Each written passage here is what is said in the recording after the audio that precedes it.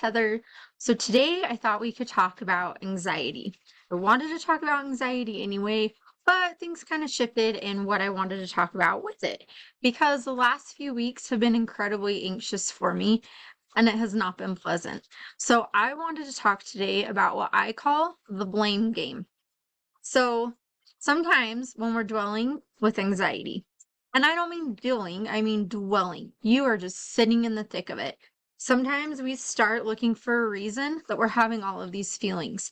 Hormones, anticipating something, a fight we had with someone, some doubts that are swirling around, maybe some worries that ran away from us. Maybe this person came and threw this stuff at us and they're such a negative person, so we're going to blame them. Maybe some family drama, some past event, some whatever. It gets so confusing and overwhelming.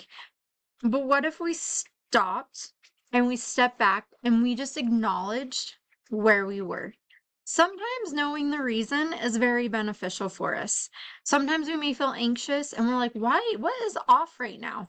Oh, well, this is coming up. I have a job change. We're making a move. We're going on vacation.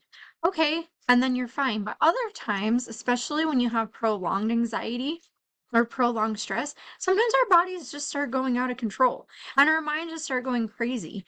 And if you're anything like me, you want to know why. Why is it like this? Why? What is going on? What did I do wrong? What do I need to fix?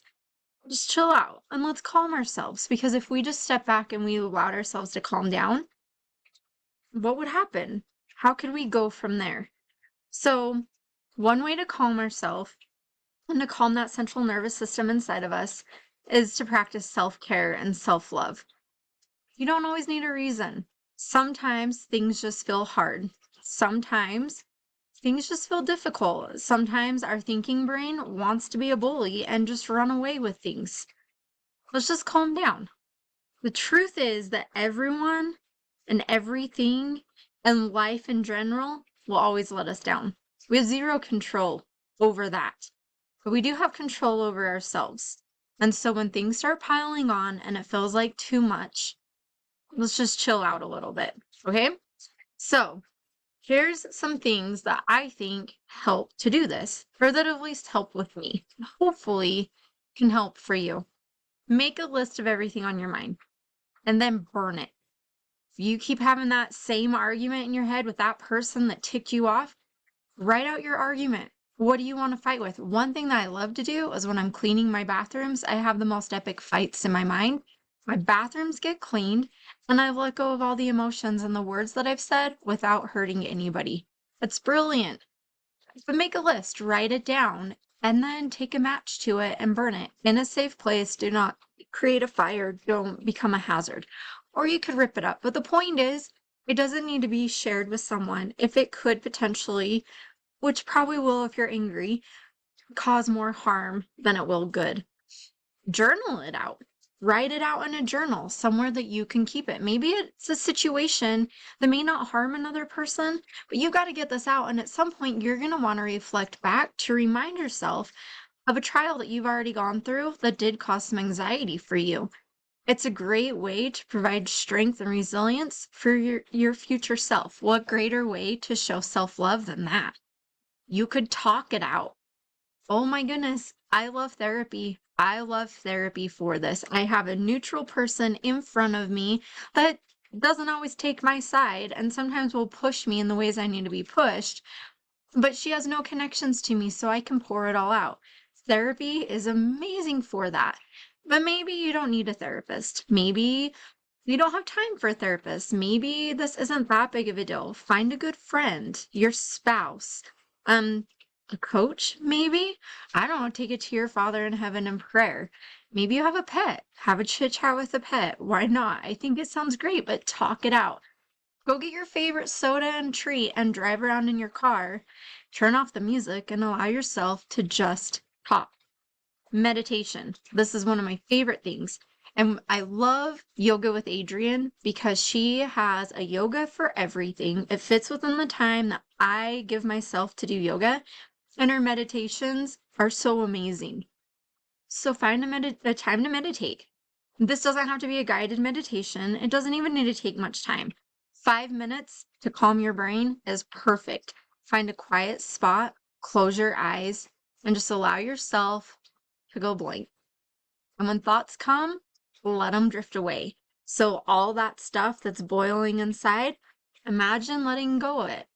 Or imagine walking away from those things and just sit still. Here's a great yoga move that I also love. A forward bend. Bend forward, touch your toes, bend your knees if you have to. I have to.